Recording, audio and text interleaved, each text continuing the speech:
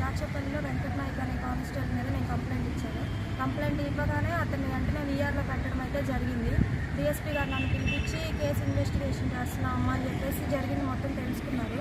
ఇప్పుడు ఏం జరిగింది అనేది తెలుసుకోవడం కోసం నేను ఎస్పీ గారి దగ్గరికి వస్తే ఇన్వెస్టిగేషన్ జరుగుతుందమ్మా, జరిగిన తర్వాత ఎఫ్ఐఆర్ ఇస్తానని చెప్పేసి చెప్పడం జరిగింది.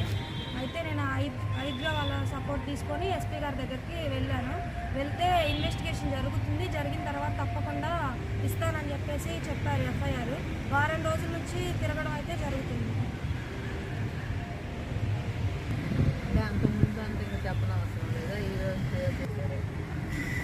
దాచేపల్లి ఘటన అనేది మాకు మహిళా సంఘంగా డివైఎఫ్ఐగా ఆంజనేయ రాజు గారు మాకు తెలియజేశారు.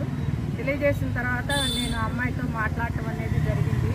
మాట్లాడిన తర్వాత ఇట్లా పోలీస్ స్టేషన్లో మా ఆయన ఒక కేసు విషయంలో అరెస్ట్ చేస్తే మాట్లాడటానికి వెళ్ళానండి అని చెప్పి ఆ రకంగా చెప్పటం అనేది జరిగింది.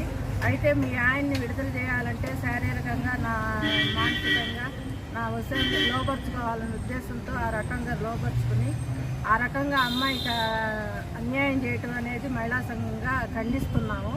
అయితే ఆ అమ్మాయి ఇప్పుడు పోలీస్ స్టేషన్లో కేసు పెట్టడానికి వచ్చినప్పుడు ఆ అమ్మాయి కేసుని తీసుకోకుండా ఏదో ఒక మాయ చేసి మసిముసి మారేడుకాయ చేయాలనే ఉద్దేశంతో పోలీసులందరూ కూడా కానిస్టేబుల్ని కాపాడాలనే ఉద్దేశంతో అట్లా పెట్టామని చెబుతున్నారు. కానీ ఆ అమ్మాయికి సరైన న్యాయం జరగాలనే దాంతో మహిళా సంఘంగా ఇవాళ ఎస్పీ ఆఫీస్లో మెమోరాండం ఇవ్వడం జరిగింది.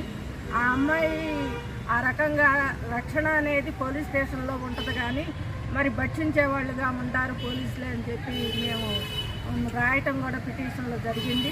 అందుకని ఆ రకంగా ఆ అమ్మాయికి న్యాయం జరగాలంటే ఇప్పుడు మేము అడిగిన డిమాండ్స్లో ఏంటంటే కేసు రిజిస్టర్ చేసి ఆ తర్వాత ఎంక్వైరీ చేసి ఆ తర్వాత ఎఫ్ఐఆర్ మాకు ఇవ్వాలని చెప్పి ఆ అమ్మాయికి ఇవ్వాలని చెప్పి మేము మహిళా సంఘంగా